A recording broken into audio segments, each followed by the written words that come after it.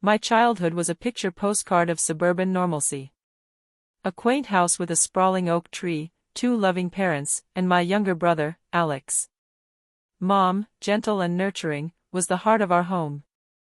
Dad, steady and reliable, was our unwavering provider. We had family dinners every night, summer vacations to the beach, and a sense of security that felt utterly unbreakable. I truly believed we were the quintessential American family, a unit built on honesty and unconditional love. My relationship with my brother, Alex, was typical sibling rivalry mixed with fierce loyalty. He was 2 years younger, more outgoing, and always seemed to capture more of my parents' overt attention.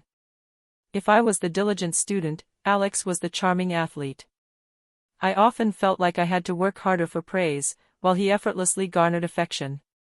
But beneath the surface, we were close, sharing secrets and navigating the confusing world of adolescence together. We were brothers, after all. There was always a peculiar dynamic with our extended family, especially with my Uncle Mark, Dad's younger brother. Uncle Mark was a brooding, artistic soul, a stark contrast to my practical father. He lived just a few towns over, a perpetual bachelor, always a bit of an enigma. He'd visit occasionally, usually for holidays, and his presence always brought a subtle tension into our home. Mom would become quieter, almost withdrawn, and Dad would seem more stressed, often cutting conversations short when Mark was around. I always thought it was typical sibling rivalry, maybe a little resentment over Mark's unconventional life choices. I didn't realize then that their strained interactions were a desperate attempt to guard a profound secret. Looking back, the cracks were there, subtle at first, almost imperceptible. My mother had a collection of old photo albums, meticulously organized, but one particular album was always missing or kept under lock and key. When I asked about it, she'd vaguely say it was just old stuff or not interesting. Her usual open warmth would dim, replaced by a nervous energy. I attributed it to her desire for privacy, nothing more. Then there were the whispers. Hushed conversations that would abruptly cease when I entered the room. My parents would sometimes argue, their voices low and intense, about the past or mistakes. I'd catch glimpses of my mother crying silently when she thought no one was watching, her eyes holding a deep, unreadable sadness. When I asked her, she'd blame stress or a headache. I felt a growing sense of unease, a tightening in my stomach that told me something was off, even if I couldn't name it. My home, once a sanctuary, slowly began to feel like a stage where everyone was playing a role, and I was the only one who didn't know the true script. I didn't realize then that these were not just cracks, but gaping chasms ready to swallow me whole. A consistent peculiarity was my resemblance to Uncle Mark. It wasn't just a family resemblance, it was striking. We shared the same piercing blue eyes, the same unusual cowlick in our hair, even the same peculiar habit of tilting our heads when listening intently. People outside the family would often comment on it, "You're truly your uncle's spitting image." My parents would always laugh a little too loudly, or change the subject quickly. Uncle Mark, meanwhile, would simply offer a small, sad smile, his gaze lingering on me for a moment too long. I dismissed it as a genetic quirk, a strong family trait skipping a generation. I didn't realize then that my entire identity, my very existence, was built on a monumental lie. The biggest crack, though, was the way my mother reacted to any mention of secrets or hidden pasts. She'd become agitated, almost panicked. She'd say, "The past is in the past," with a ferocity that seemed disproportionate to the casual conversation. I always felt a faint sense of being different from Alex, a feeling I couldn't quite articulate. We were both loved, yes, but my relationship with my mother felt less intuitive, more guarded. I didn't realize then that the very foundation of my childhood was a meticulously constructed deception, and I was unknowingly living inside it. The truth, when it finally emerged, wasn't a sudden explosion, but a slow, agonizing unraveling, prompted by a simple task. My parents were away on a rare vacation, a cruise they'd planned for years. Alex was with friends, and I was home alone, tasked with cleaning out the dusty, rarely visited attic. It was a chore, but also an opportunity to explore the hidden corners of our family home. Pushing aside old trunks and forgotten furniture, I stumbled upon a small, wooden chest tucked deep in a dark corner. It wasn't locked. My fingers brushed against the smooth, aged wood, a strange premonition settling over me. I lifted the lid. Inside, carefully arranged and tied with a faded ribbon, was a stack of old letters. Yellowed with age, written in a flowing, elegant script that was unfamiliar, yet strangely captivating. The dates on the envelope spanned several years, preceding my birth. Curiosity, a relentless force, nudged me. I picked up the first letter. The sender's name chilled me to the bone. It was signed, simply, Mark. My Uncle Mark. And the recipient was Eleanor, my mother. My breath hitched. My blood ran cold. The first few lines confirmed my deepest fears, then exploded into a million shattering pieces. It wasn't a casual correspondence, it was a passionate, desperate exchange between lovers. Letters filled with longing, stolen moments, forbidden affections. They spoke of a whirlwind affair, hidden meetings, and a future they dared to dream of, despite her being married to his older brother, my father. As I read through them, one by agonizing one, the timeline unfolded with brutal clarity. Their affair had begun years before I was born, continuing right up until my conception. The letters spoke of fear, of a dangerous secret, of her husband's unwavering trust. And then, a letter dated just a few months before my birth, my mother's handwriting shaky with despair. Mark, I don't know what to do. Robert, he believes it's his. How can I tell him? How can I tell anyone? I'm so afraid. Please, we must never let this secret out. For all our sakes. For the baby's sake. My mind reeled. Robert, he believes it's his. Robert was my father. The man who raised me. The man I called Dad. The man who believed I was his son. But according to these letters, the baby, me, was Mark's. My Uncle Mark. My biological father. The world went silent, then exploded into a million shattering pieces. It was like a sudden, brutal awakening, a blinding flash of lightning that illuminated the darkest corners of my life. My father wasn't my biological father. My mother had an affair with his own brother, my Uncle Mark, and then lied about my paternity, letting her husband believe I was his son. The hushed whispers, the secret album, Mom's tears, Dad's stress, Mark's wistful smiles, my uncanny resemblance to him, it all slammed into me at once, a tidal wave of sickening clarity. My entire childhood, every family memory, was a meticulously crafted lie, built on betrayal.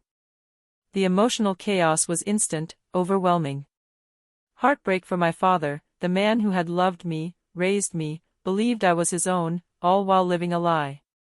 Anger at my mother, a hot, venomous rage at her calculated deception, her profound betrayal, the way she had sacrificed my truth for her secret. Shame, for being so blind, so naive, so utterly fooled. And silence. A deafening, echoing silence in that dusty attic, a silence that magnified the screams in my head. My life, my identity, everything I thought I knew about myself and my family, shattered in that single, devastating discovery. The man I called Dad wasn't. The man I called Uncle was. And my mother, the gentle, nurturing woman, was a master of deceit, taking this monumental secret to her grave if I hadn't found these letters. And that's when I realized, they never loved me the way I loved them. What came after was a raw, visceral struggle for survival. I didn't want revenge that would just burn everything down, I wanted truth, understanding, and a chance to reclaim my identity. I needed peace, and peace wouldn't come from silence or passive acceptance. I sat in that attic, surrounded by decades of dust and lies, clutching the letters. My parents were due back in a few days. I had to choose, protect their secret, or expose the truth that had just dismantled my entire life. The initial shock gave way to a cold, hard fury. There was no going back. The truth had to come out. I meticulously organized the letters, rereading them, dissecting every word, every nuance. They were undeniable proof. I also remembered that long-lost photo album my mother had guarded so fiercely. I searched the safe, finding the album, and there it was, photos of my mother and Uncle Mark from before my birth, looking undeniably intimate, happy, a life that should have been mine. The first person I confronted was Uncle Mark. I called him, my voice tight with a suppressed storm. "Uncle Mark," I said, "I need to talk to you. I found some old letters." His usual calm evaporated. He sounded wary, almost fearful. He drove over immediately, his face pale when he saw the box of letters on the kitchen table. He didn't deny it. His confession, when it came, was a broken, halting narrative of youthful passion, overwhelming regret, and a lifetime of silent suffering. He admitted he was my biological father, confirming the secret. He told me he had begged my mother to tell my father, to tell me, but she was terrified of the scandal, of losing everything. She had made him promise to keep it a secret, to play the role of the distant uncle, to protect her marriage and her children.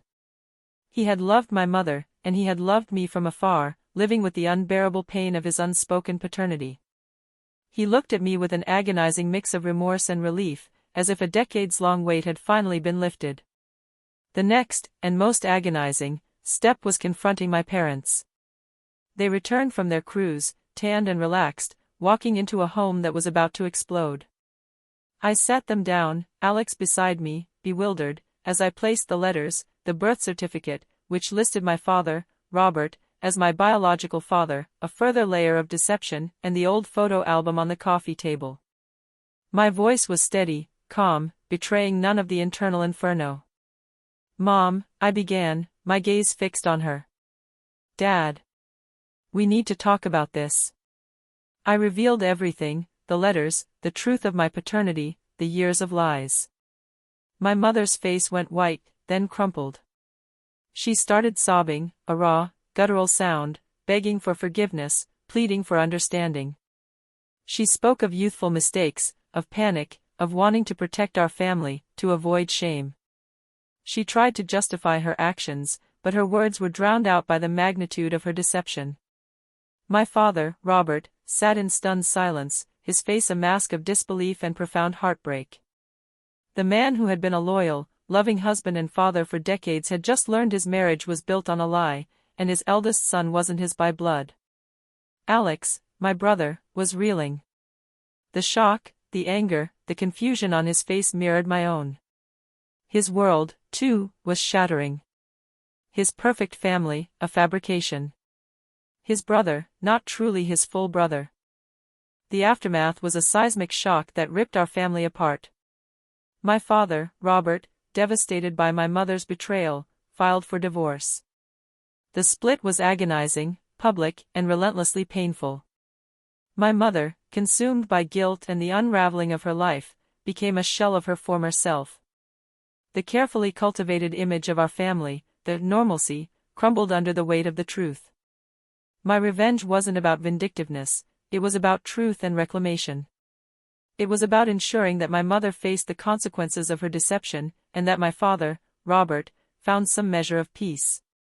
I testified in the divorce proceedings, not to punish her, but to ensure the truth was heard, and to support my father's claim to emotional damages.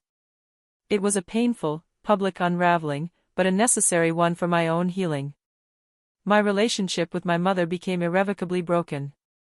I loved her, perhaps, in some distant, filial way, but the trust was gone, replaced by a profound sense of betrayal. She lived with the consequences of her choices, ostracized by many, burdened by guilt. I learned that some bonds, once shattered, can never be fully mended.